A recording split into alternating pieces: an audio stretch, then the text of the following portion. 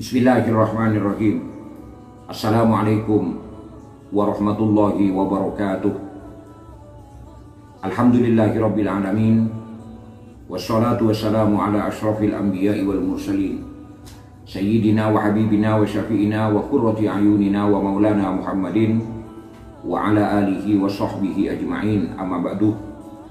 Para pemirsa yang budiman, para kaum muslimin dan muslimat dimanapun Anda berada, selamat berjumpa kembali dengan saya Al-Fakir ila rahmatillahil jalil Muhammad Idris. Selamat berjumpa kembali.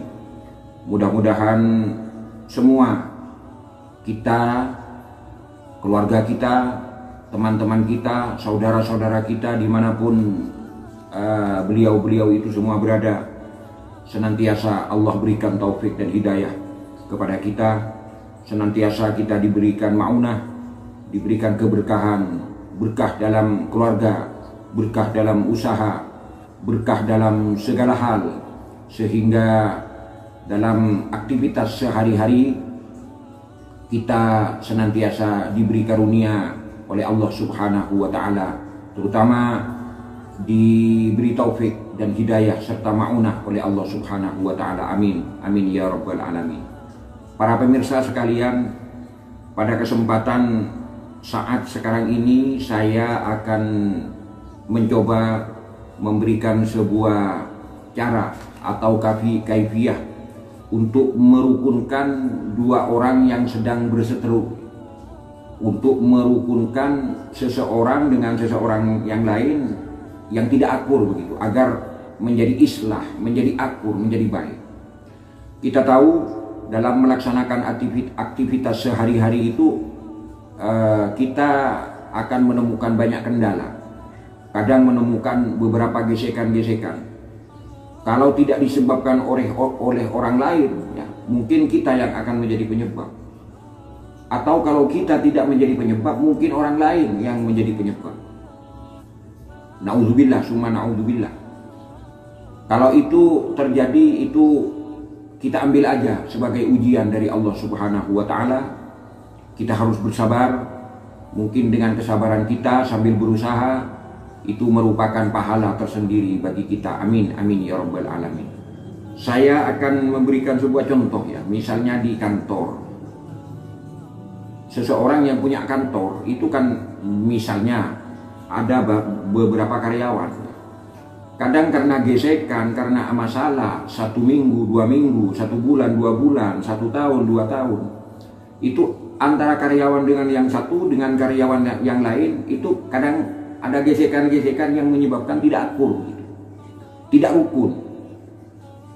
Yang jelas kalau sudah karyawan di kantor tersebut tidak rukun, ya, yang jelas kantor itu tidak akan pernah maju. Karena kenapa? Karena di dalamnya sudah tidak ada kecocokan, sudah tidak ada keakuran. Itu dalam kantor misalnya. Atau dalam berumah tangga juga begitu. Misalnya kita punya anak laki-laki.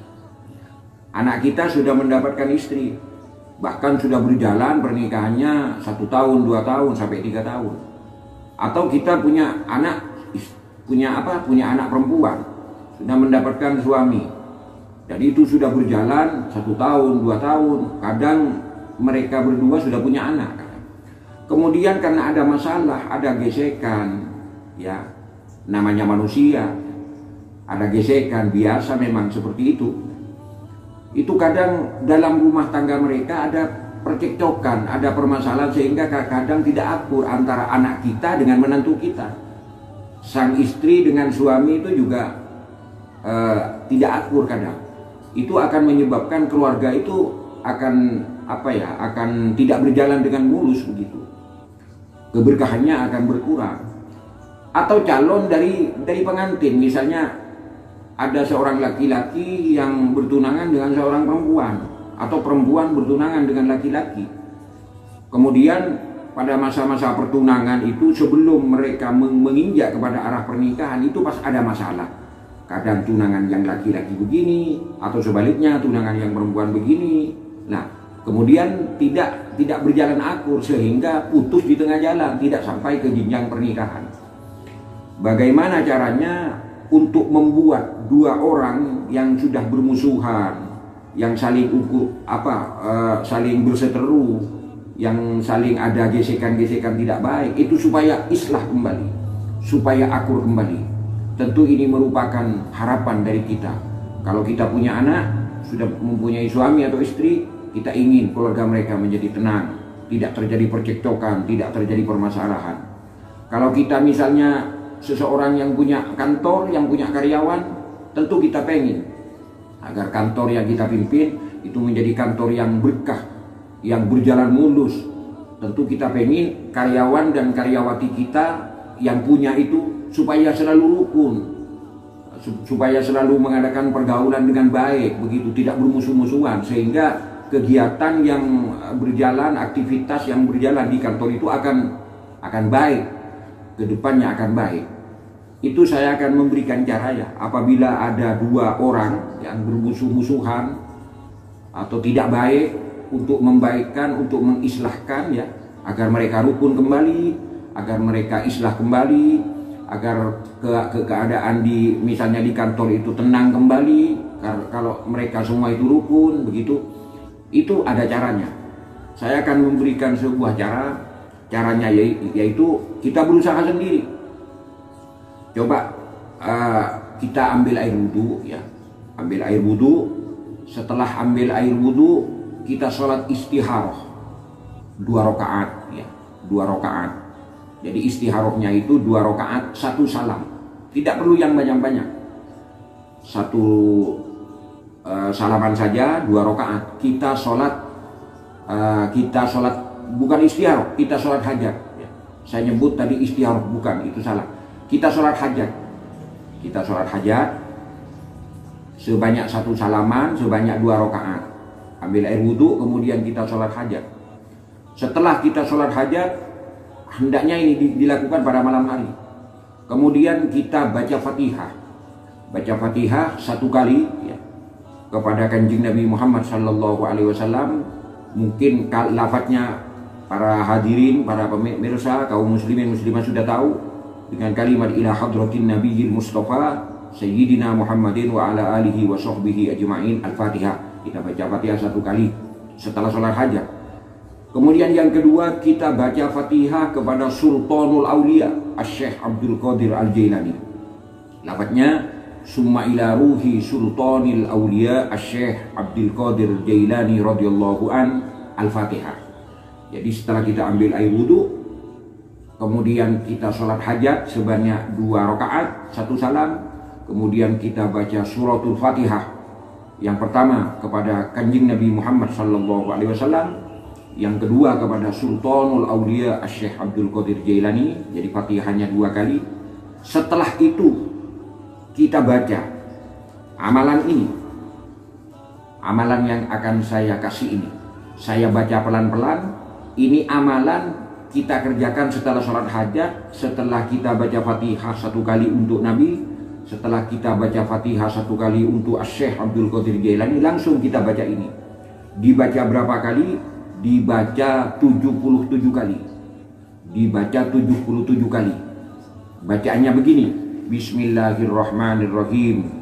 Ya jami'an nasi liyaumil la raiba fihi ijma' baina. Sebut namanya. Misalnya fulan, misalnya. Ya sebut namanya, ijma' baina fulan. Wa, sebut lagi namanya. Namanya orang yang berseteru itu. Misalnya yang kedua namanya fulana, yang pertama fulan, yang kedua fulana. Kita sebut ijma' baina fulan wa fulanah. Teruskan, kama jama'ta bainal ma' bihaqqil wadudir raqfi. Saya ulangi, ya, pelan-pelan. Bismillahirrahmanirrahim. Ya jami'an nasi liyaumil la raiba fihi ijma' baina fulan wa fulanah kama jama'ta bainal ardi wal ma' bihaqqil wadudir raqfi. Saya ulangi.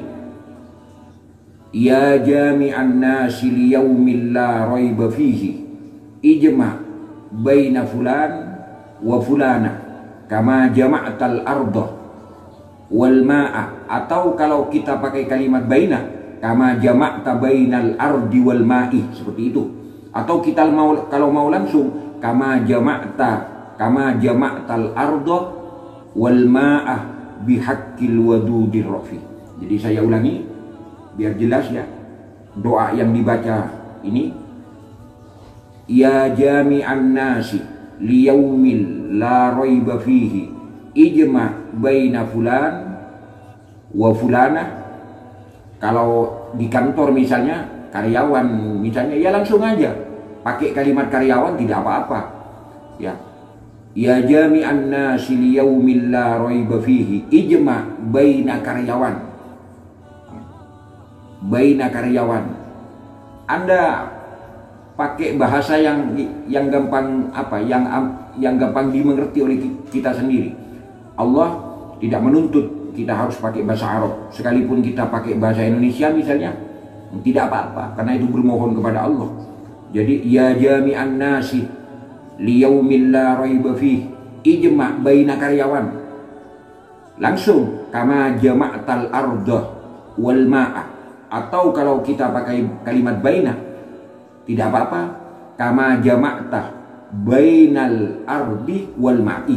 Jadi kalau pakai bainal ardi wal ma'i. Kalau langsung kama jama'tal arda wal ma'a bihaqqil wadudir rafi. Itu kalau kantor. Kalau orang dengan orang disebut namanya, seperti yang tadi saya baca, ya jami'an nasi liyaumin la raiba fihi ijma' baina fulan wa fulana kama jama'tal arda wal ma'. Kalau pakai baina, kama jama'ta bainal ardi wal ma'i bihaqqil wadudir rafi birahmatika ya arhamar rahimin. Ini dibaca paling sedikit 77 kali, kurang sekalipun tidak apa-apa, misalnya 71 kali. Lebih dari hitungan itu tidak apa-apa. Demikian setelah kita melakukan hal seperti ini, setelah kita ambil air wudhu, kemudian kita sholat hajat 2 rakaat, kemudian kita membaca Fatihah kepada Kanjeng Nabi, yang kedua kepada Syekh Abdul Qadir Jailani, dan kita baca ayat ini, bukan ayat, doa ini, ya jami'an nasi liyaumil la raiba fihi ijma' baina titik-titik wa titik-titik, disebutkan namanya ya, baina fulan wa fulana, atau karyawan misalnya di kantor, baina karyawan ya, kama jama'ta. Kalau pakai baina, kama jama'ta bainal ardi wal ma'i. Kalau langsung, kama jama'tal arda wal ma'a bihaqqil wadudir rafi birahmatika ya arhamar rahimin. Mudah-mudahan dengan cara ini, dengan bermunajat, bermohon kepada Allah, keluarga yang awalnya cekcok, yang awalnya tidak tenang akan menjadi tenang. Perkantoran yang karyawannya selalu ada gesekan-gesekan, semoga berjalan dengan lancar, berjalan dengan mulus, sehingga ke depan kantor itu atau keluarga itu atau orang yang sedang berhubungan itu, hubungan yang diridhoi oleh Allah Subhanahu wa Ta'ala, menjadi lebih hubungan yang akan semakin serius.